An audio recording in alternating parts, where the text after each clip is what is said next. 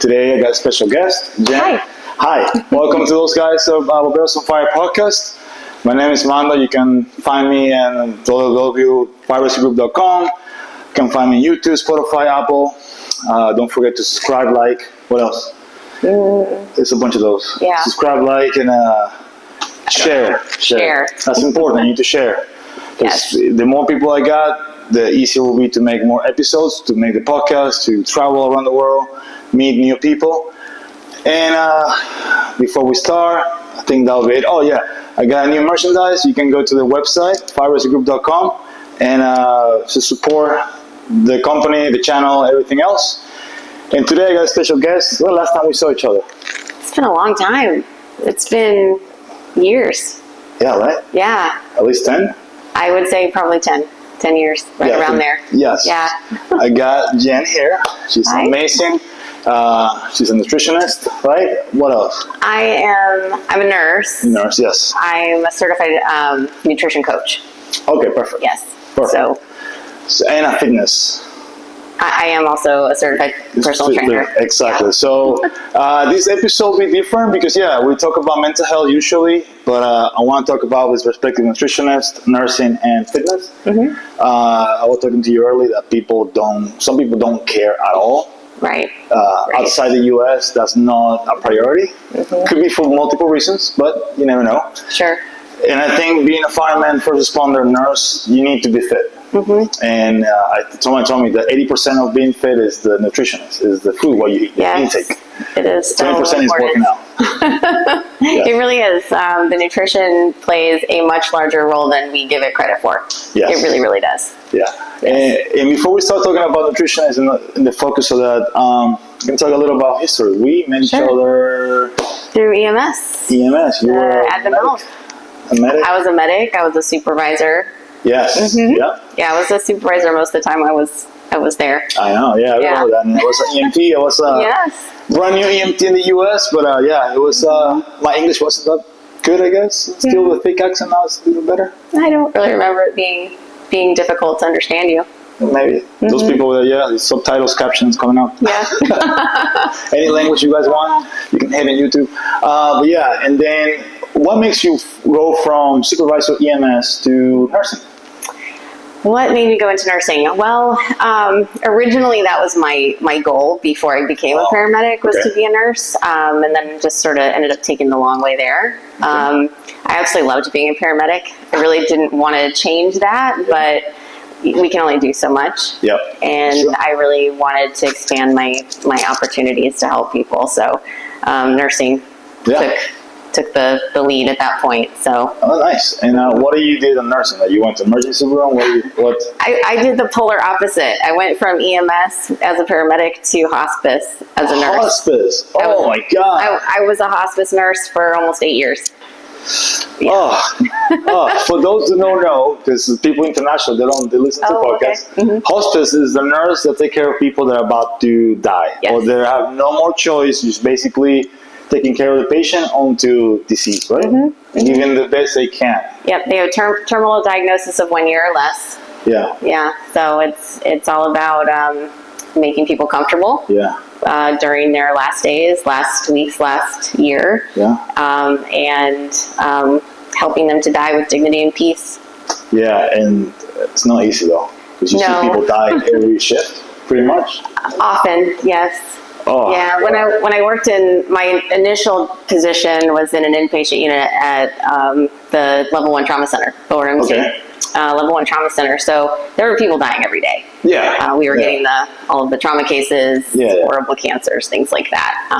When I went out into the field, it wasn't quite as often, but they're still frequently passing. That's part of our job. Damn, that's hard. I give it to you, girl. That shit is hard. It was, but I really found it incredibly meaningful though, because that is a moment in people's lives that is very sacred, I think. Mm-hmm. And so having the opportunity to share those private moments with somebody or with a family and help them work through the process, because it's such an unknown. We really don't talk about it a lot. We tend to shy away from it. There's just so many feelings and grief. that we're dealing with. So to be able to help somebody through the physical process, because there is a physical process to dying, but also to be able to help them through the emotional process of the grief that's involved and walking through that, it is very hard on the heart, but it is very meaningful too. Yeah, you're helping people to, especially family members. Yes. You're helping them to go through the process. And you went from EMS, hospice, and then you got into fitness with nutritionist. And that aspect, certified nutritionist. Right. What make you change fields like that? So I found myself sort of in the middle, you would say, right? More on the prevention side. I think that part of what being in hospice did for me was seeing that people were passing from preventable things. Not everybody. Not everyone for sure, but there were a lot of people. And then even family members, just very sick and dealing with issues that, again, were sometimes preventable or preventable at some point, and they just, they let it get too far. So I just started developing a desire to help people on the front end rather than the acceptance on the back end. And then coupling that with what I was seeing nutrition and fitness do in my own life and help me going through a lot of grief in my own life, sort of was a catapult to do it as well. Into that. No, I see, you look great. Thank you. Yeah, you look fit. Like I said, I work out, but I don't look like this. I might hook you up, talk to you later so you can help me out with some diet stuff. My problem is not that working out, is the diet. It's food. It's food. It's firefighter. We don't sleep that well. Put it that way. 24 hours sucks sometimes. But you do eat really well. You have those good kitchen dinners. I do a lot of protein though. I eat a lot of protein. A lot of meats, a lot of fish, beef, chicken. I stopped being more mindful what I eat, and I take care of my portions, and then I also eat more protein. Wonderful. Hey, I love picking up weights. That's my thing. I'm not fast, but I'm strong. I believe that. Yes, I believe that you are strong. Yes, it's great, isn't it? Yeah, it is great. It's awesome. It really is such a good feeling. For one thing, it builds it affects your endorphins. You can go into the gym in just the worst mood ever, and as you get your body going and you get those weights going, you leave feeling 100 times better.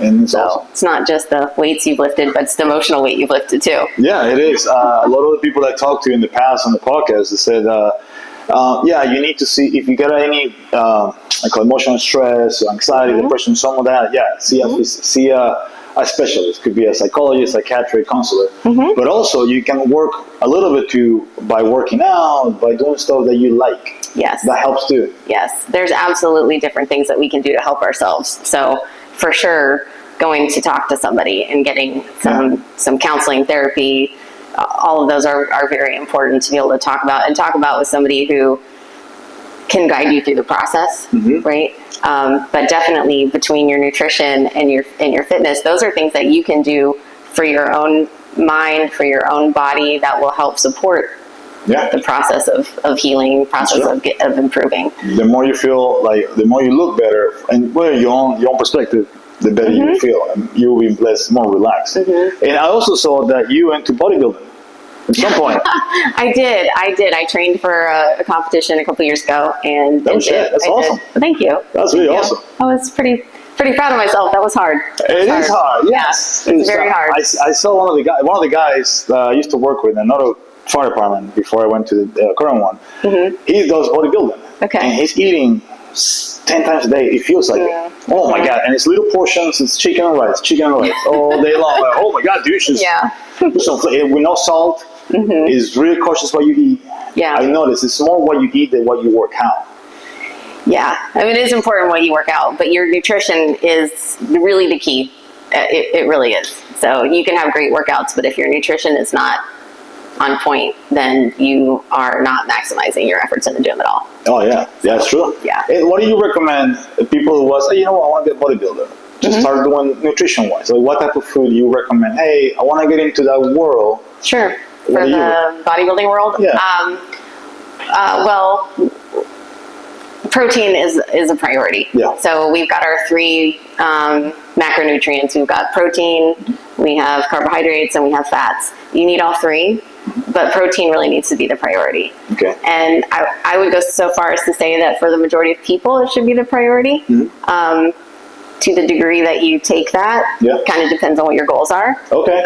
But even in hospice, just throw it aside here. As a nurse, wound healing is incredibly important. Yes, and we are always dealing with people kind of on the back end with their horrible wounds that we're trying to get healed. And one of the key things is protein. Yes. You've got to have a high diet of protein. So, it helps with physical wound healing. It helps cellularly. It helps strengthen our muscles. It does a lot of things for our body. Yeah. So when you're dealing with bodybuilding, for sure, your protein is definitely a priority. Your carbohydrates and fats come into play, of course, but their roles are a little more fluid.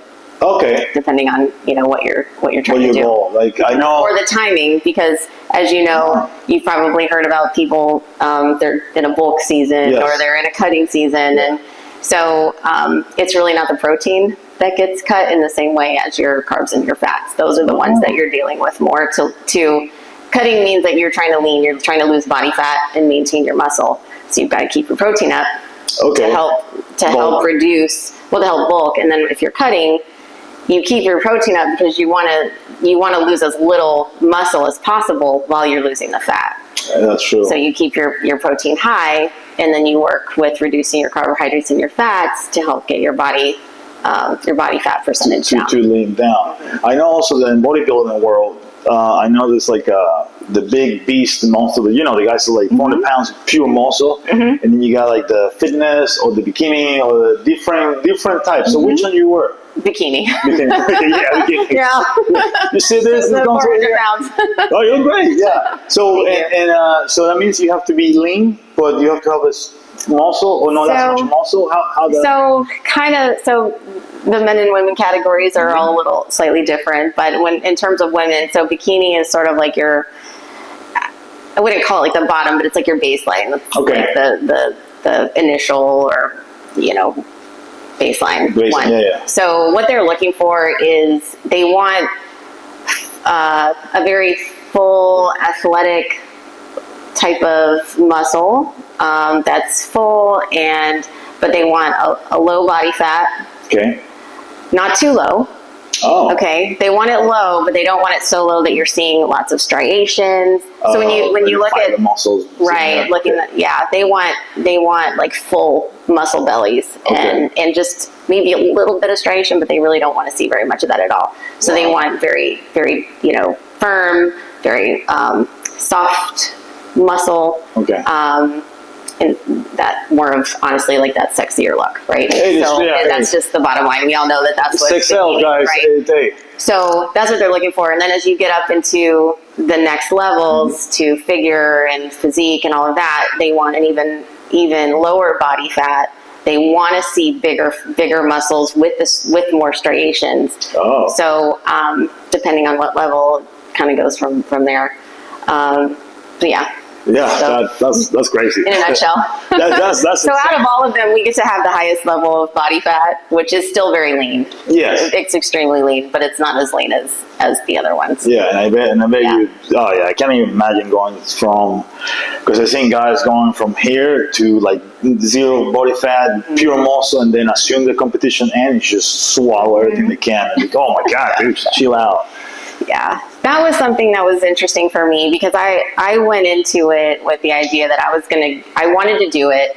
I wanted to give it 110%. I wanted to see what I could do if I really pushed my body. Mm-hmm. But I didn't want to, I had a lot of people say, well, just be prepared because after you do that competition, you're in the best shape of your life, you're the leanest you've ever been, and it's gonna mess with your head because you're gonna get off stage and then you're gonna get chubby and fluffy and it's going to be counter, intuitive to what you just did. And I thought, well, that's not what I want.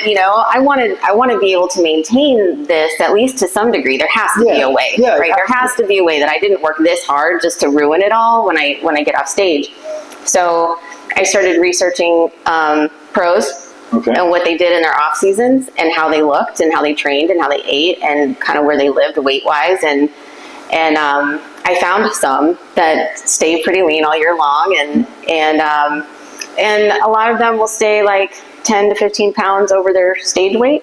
Yeah, okay. Yeah, 'cause Okay. it's not competition, so Right. So you allow yourself to be a little more normal, but you're still in control of what you're eating. You're Yeah. still maintaining you're being consistent. yes. So, so when I did my competition, I had my coach reverse diet, show me how to do this, show me how to gain some of the weight back Without going in a first. healthy way so that I don't just go off the deep end and just gain a whole bunch of weight, because that's not what I want to do. Yeah. But obviously this is not sustainable. The It's stage not. weight, you can't live up on that. No, I can't even imagine. Yeah. You would pass out all the time. Right.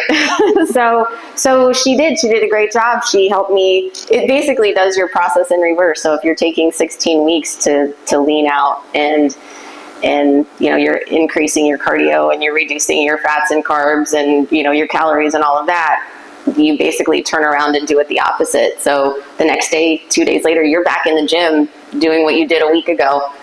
And then the next week, maybe a little less cardio. Oh, The week okay. after, a little less cardio. Okay. All the while you're adding maybe 100 calories or so a week back into your diet. So everything's slow and your body's able to metabolize it, get used to the extra calories, a little less activity, until you get to the place where I after about 10 weeks, I was at 10, 12 pounds over, and I was happy. Yes. I said, I can do this. I can live here. I can eat this way. I can train this way.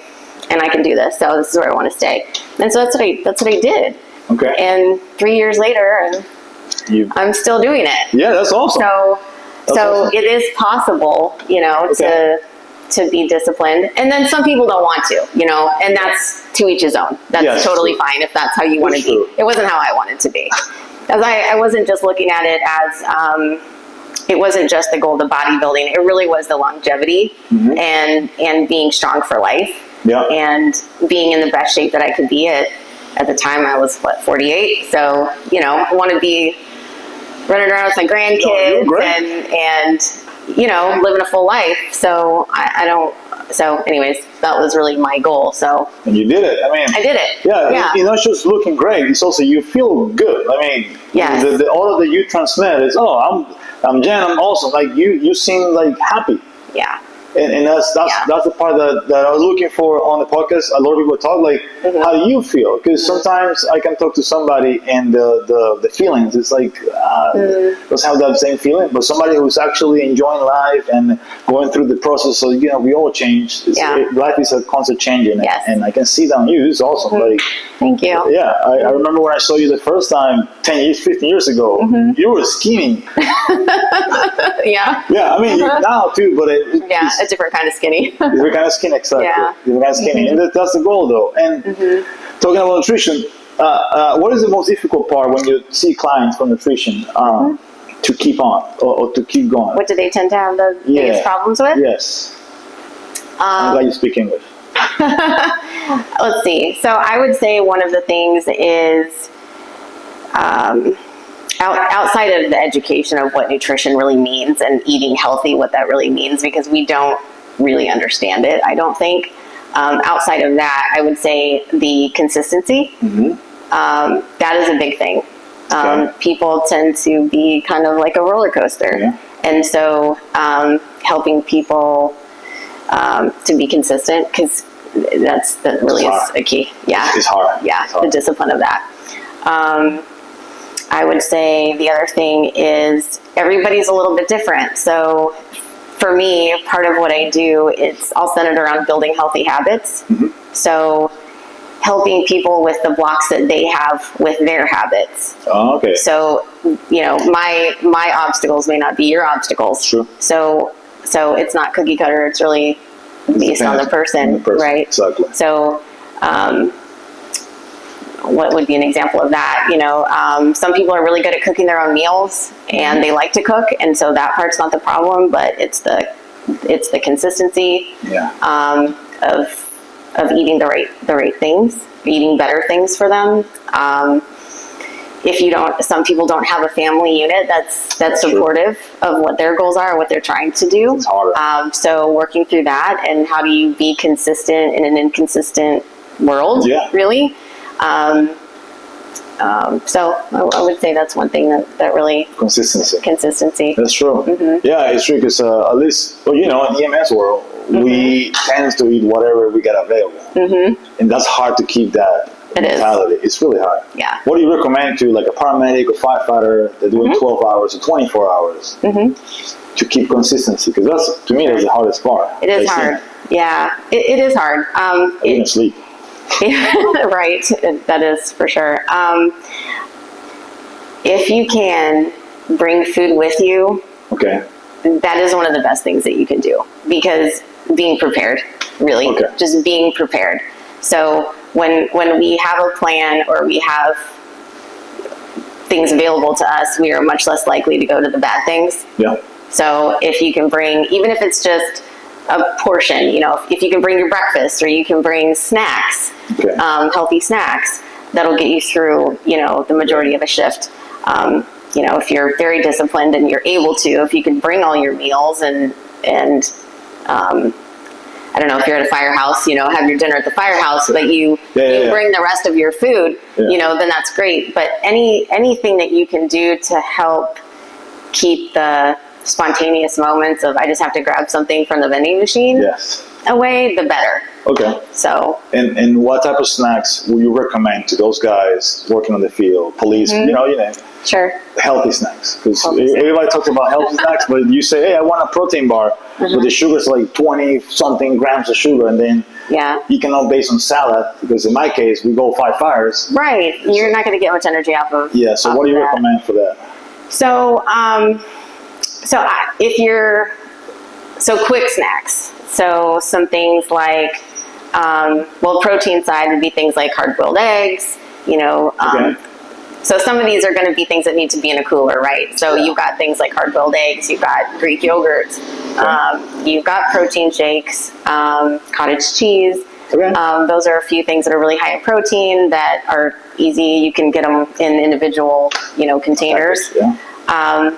You know, fruits and vegetables, of course. But as far as carbohydrates go, I would just, the less processed things that you can get, the better, the more your body's going to be fueled by it. So, and as opposed to, like sandwiches are a good alternative for somebody who's out in the field. You need something fast, right? Because you've got your meats on there. You've got, some veggies, right? Some fat from maybe a little bit of mayonnaise, or moderation, right?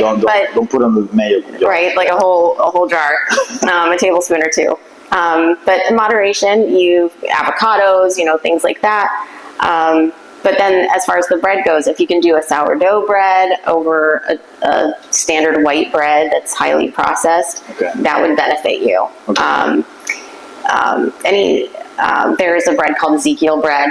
It's a sprouted grain. Yeah, I've seen it. So it is extremely good for you. And all you have to do is read the back. So if you read the back of an Ezekiel bread container, it's sprouted rye, sprouted, everything's sprouted. It's like 10 different sprouted grains, sprouted oats, spelt, you know, whatever. And maybe 1 or 2 other ingredients. And then if you go to the back of pretty much all the breads in the bread aisle, you're going to be reading things that you can't even read, that you don't even know what they are. And it will say refined, you know, maybe whole wheat flour, but it'll say refined, you know, flour. Oil seeds. Right, yes. Sunflower seed oil, seed oils, yes. So highly processed. So if you could choose like an Ezekiel bread or a sourdough, because sourdough has a lot of probiotics in it. So very good bacteria for your body, so it's actually quite good for you. Things like that would be a much better alternative over your standard white, you know, refined breads. But you need those carbs. If you're out in the field and you're running around and, you know, you're having to pick people up, it's a very laborious job, right? So you do need carbohydrates. That's how we get our majority of our energy, our quick energy, right? And fruits in particular work good for that. Veggies too, but you don't get as much calorie value out of that, right, when you're out in the field. So, let's see some other things. nut butters for fats. Really? Yeah, so peanut butter, if you can just try to go the more natural route, that would be a better choice. But your peanut butters, your almond butters, cashew butters, those are really good healthy fats. Or nuts, you know. Those are all good things to take with you. Maybe watch the quantity, you know. Yeah, but as far as having snacks on hand that are quick and easy, those are great alternatives. That's pretty cool. Yeah, it does. That helps because some people struggle with the snacks. Like Right. you 2 o'clock in the morning, go for a call, and then go to the ER. Yeah. You see the vending machine or whatever Right. free food. You know, you go for the Coke or you go for the sugar Yes. stuff to stay awake. Right. And that's the thing we need to avoid. And you know, when I traveled recently to Chile and I went to Europe a couple months ago. Food over there is amazing. Nobody's fat. Well, they're fat, but nobody's huge like here, like 400 pounds. You don't see that. Yeah. The food is so healthy because it's right there. I went to Italy one time. The pizza. The pizza doesn't look remotely what it looks here. Yeah. It is. It's very different. And there's a lot of things that I have read that have said that the way that bread is made in other countries is still completely different than it is here. Yeah. We, in our Western world, have annihilated Oh my God, it's horrible. the nutritional content of most of our food. Yeah, like I cannot eat shrimp in the United States. It's giving me an allergic reaction. But I go outside the US, I can eat shrimp. Really? It's the chemical content of the preservative of the shrimp. Interesting. Yeah. Very interesting. So the foods I cannot eat here. That's why I come from Venezuela, so I'm used to that. I'm used to that kind of healthy food. Yes. And even the content of sugar. I know in Europe anything from the US, you have to reduce the sugar, and if not, it won't be sold in Europe. I believe that. It is crazy. We overdo it here. Yes. In every way. Yes. I got a question. I got a couple questions about nutrition. What do you think about fasting? What do I think about fasting? Yeah. What is your take about fasting? I think it's a great religious tool. Yes. I think my opinion on it is that if it works for you, that's great. I think, there's some schools of thought that it's actually really good for your body.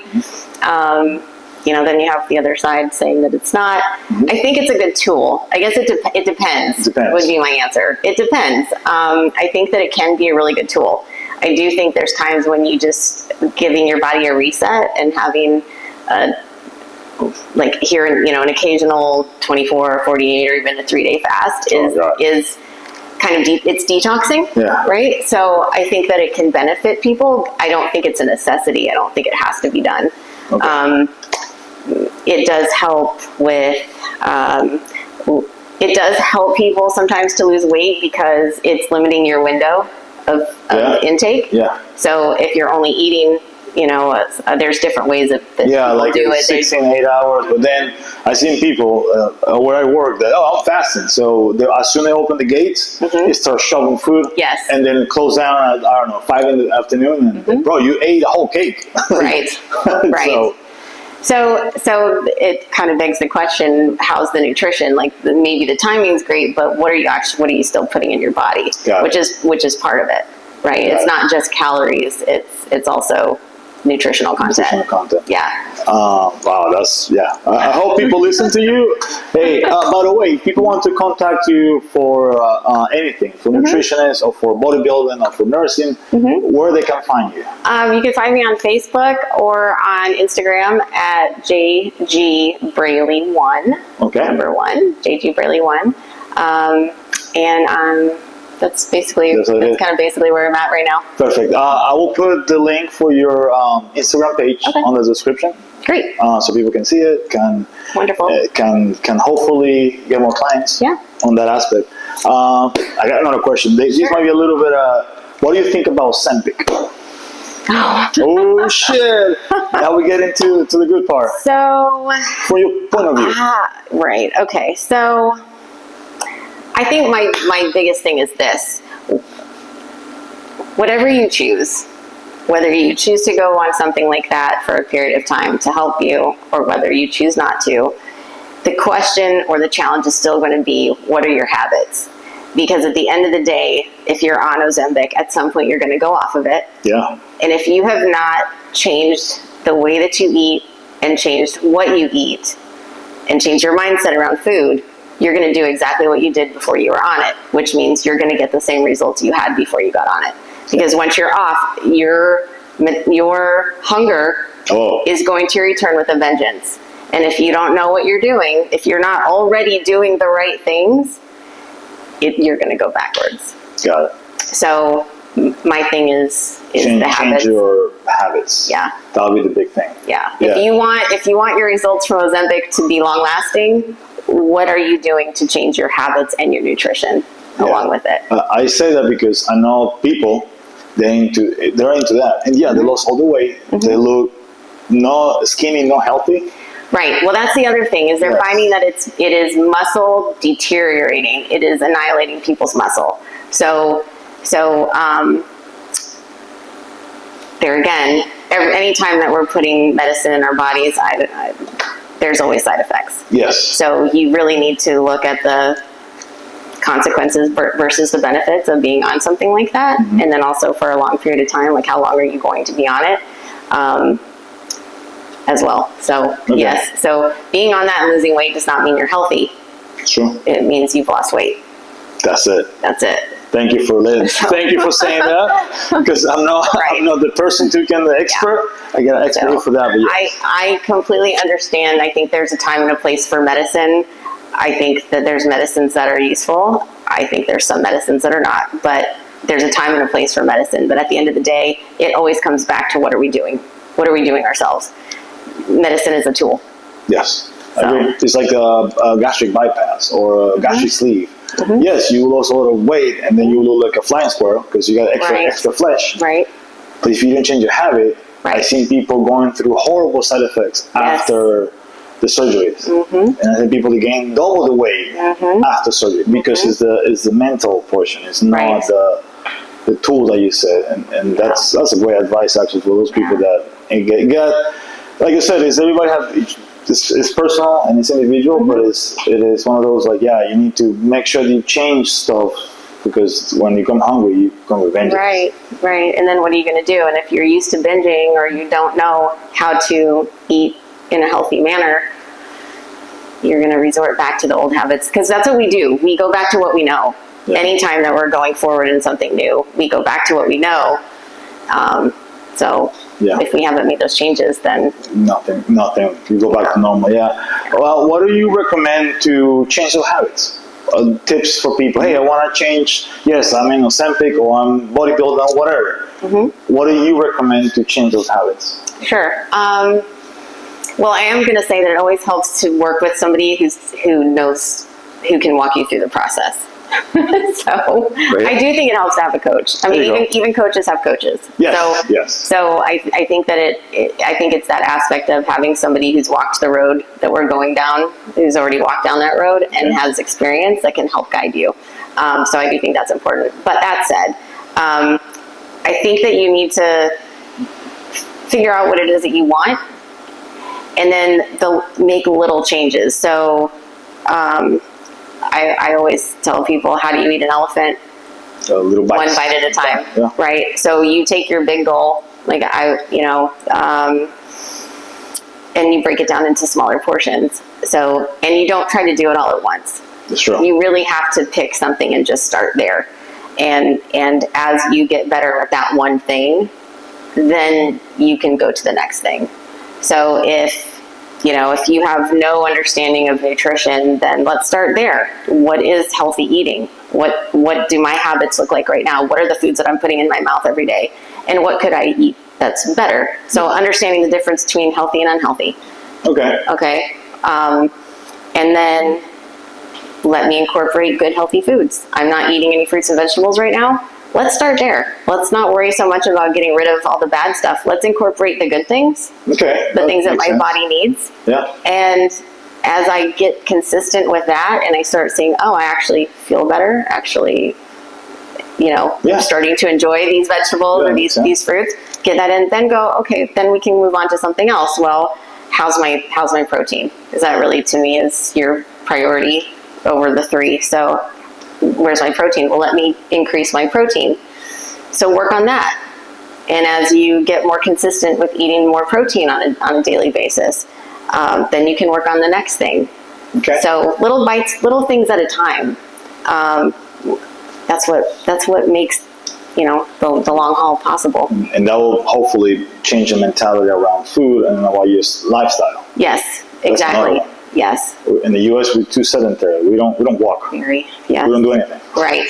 Yes. And our bodies are meant to move. They are meant to be active. They're not meant to be sitting on a couch all day long. Yes. So, yes, getting up, and we always talk about steps, but it's just an easy way to measure that we're getting activity in. Something. Yes. Yeah. So whether it's, more walks up and downstairs or longer walks from the grocery store, in the parking lot, walks around the block, all of that makes a difference. Yeah. So definitely just getting up and moving is a big factor.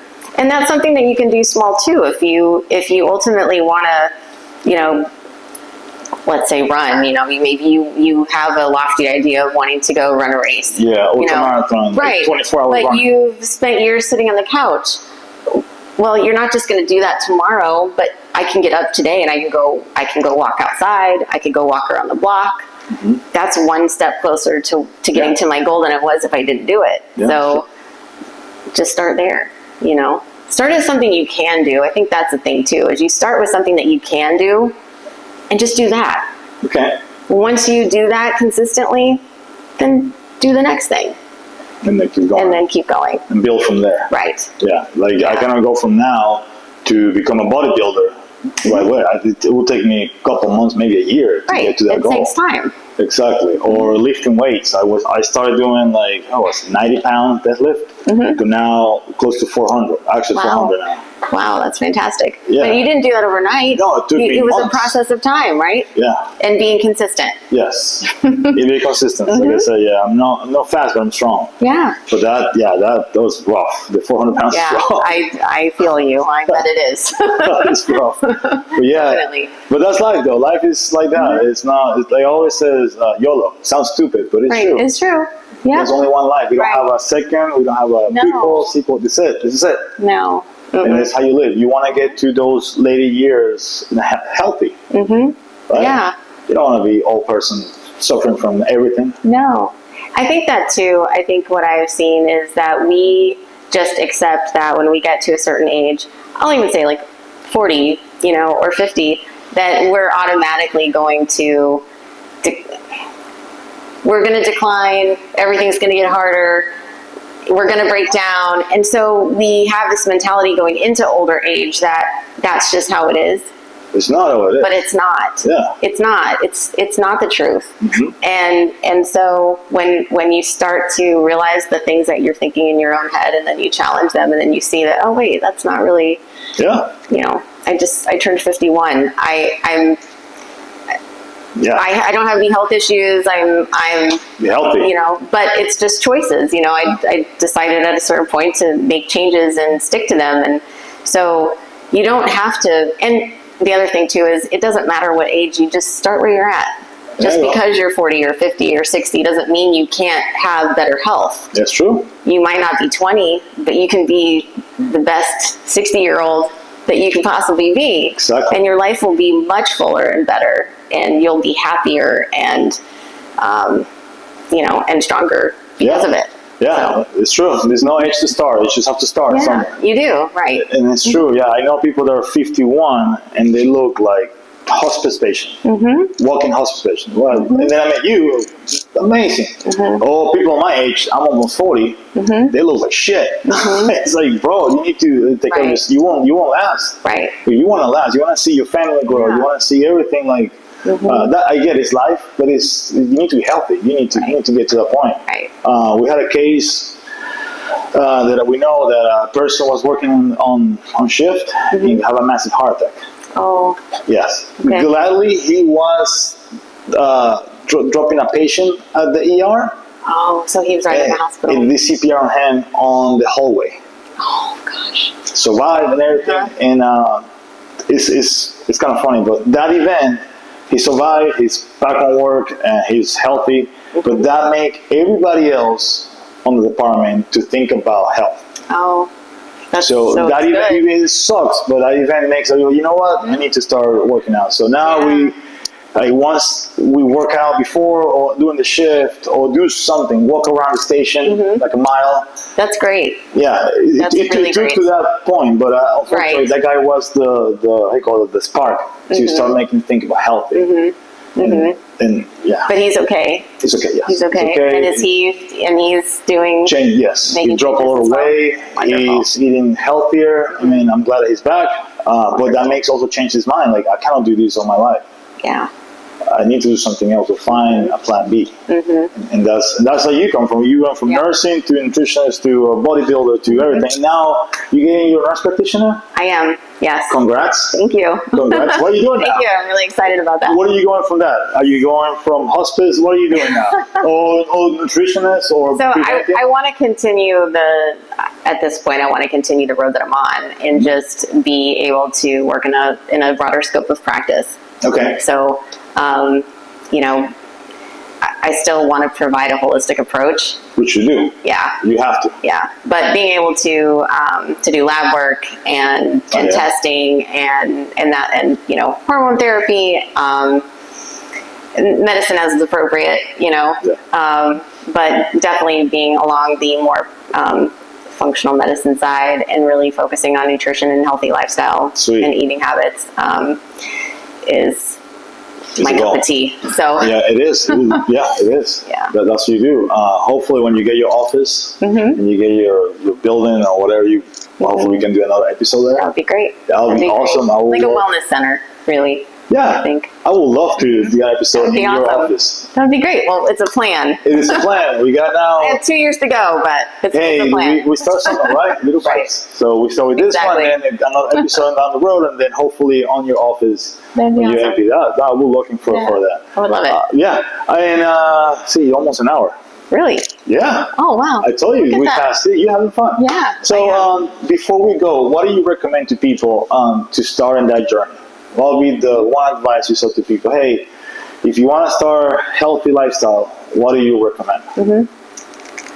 What I would recommend? I would say, when it comes to nutrition, look at what you're eating and add more whole foods.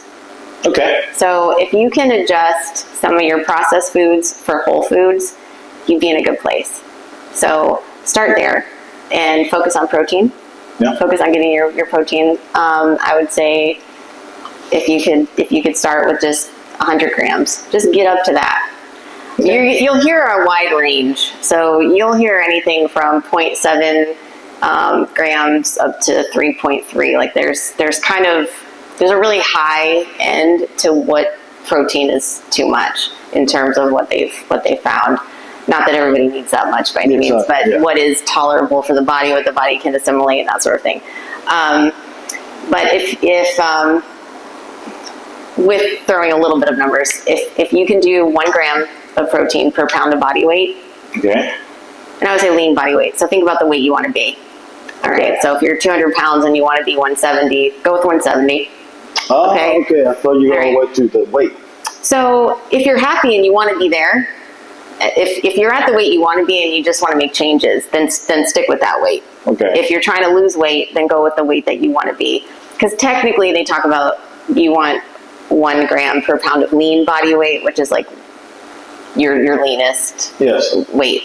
But that's complicated and comes with numbers and all of that. So just to keep it simple, stick with your body weight. Or if you're trying to lose weight, then just go with the weight you want to be. Yeah. Okay. And work up to that, because it may take you a while to feel comfortable eating that amount of. Because most of us don't start. We probably eat a half or less of that. Yes. So make that your goal for protein, and work on eating whole foods. So potatoes, rice, anything that's whole, and as little processed as possible. Okay. Just weed out the really processed stuff. That'll set you in a good place to get you started. Okay. And then activity. Get those steps up. Yeah.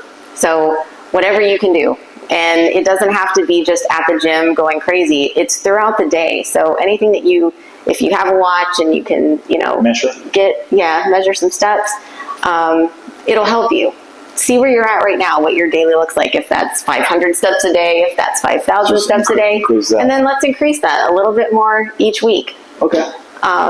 That consistency of just do it for a week. And then if you can do an extra 100 steps a day for a week, then do 150 or do 200. Just make another little goal that you think, I can do this, right? Because it's about what I can do. It's not about what I can't. Yes, true. So pick a number that you think you can do, and then do it the next week. And gradually you'll find that that's increasing. And you start running after that. Yeah. Well, yes, at some point you'll be like, I can run. Yeah, and then you start running a little, and then 1 mile, 2 miles, and you're doing 6 miles, and then ultra marathon. Right. And not that you have to run, because a lot of people don't, but it's just an example. So if you like to bike, then go out and bike. If you like to play pickleball, go play pickleball. Oh, yeah, I love pickleball. Yeah, a lot of people really like that now. I know. It's huge now in the fire service. Is it? Yeah, we take out the units out, and then we put a core and start playing pickleball. Oh, that's fun. Yeah, I'm still trying to get a partner. So hey, I got rackets, I got stuff in this place here in St. Cloud. Yes, on Delaware. Yes. Over there.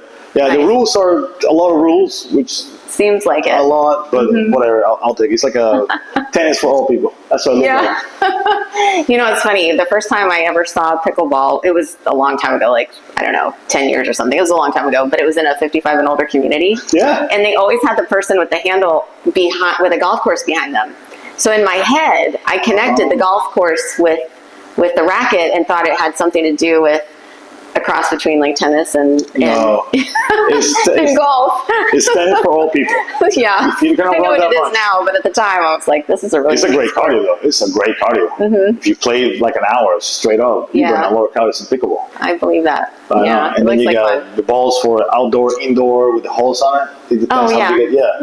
It's crazy. It's they're trying to put in the Olympics for the next Olympics for 2020. Really? Yes. It's so famous they want to make it. Oh, how fun. That's fun. Yeah, they got breakdancing now in the Olympics. Do they really? Yeah. I didn't see that. They got breakdancing. Like, if you got that, you can have pickleball. Yeah, I think so. Easy. Yes. Easy. Yeah. But no, it was a pleasure talking to you. It's awesome. Oh, it was a pleasure talking to you too. It feels like no time passed. Yeah, we should start working together like a week ago. Yeah, it definitely doesn't feel like a decade. It's true. It's true. A lot happened in a decade. Yeah. And what else before I go? Yes. 2 things. One, who you recommend to talk in the podcast? So your people that you know, your environment, to come here and talk in the podcast. Who do I recommend in my environment? Yeah, they're one of your friends or colleagues about nutrition or fitness or whatever, bodybuilders, you name it. Oh goodness. Ooh. So I have so one of the coaches that so I do personal training at a gym called OG Fitness. It's in St. Cloud. So that's the one by the White House Jiu-Jitsu. Which side? That way? 192 going towards Melbourne on the right side. It's a block off of 192. Okay, by the Culver's? It's behind the Culver's. Yes, the Jiu-Jitsu place. And then the art gallery, art place, I think so. The nice Jiu-Jitsu place. Yes, I think so. I think you know what I'm talking about. So those who doesn't know, in St. Cloud, we got a bunch of stuff, not just cows and farms. No farms and cows and stuff, yeah. No, not anymore. Not anymore.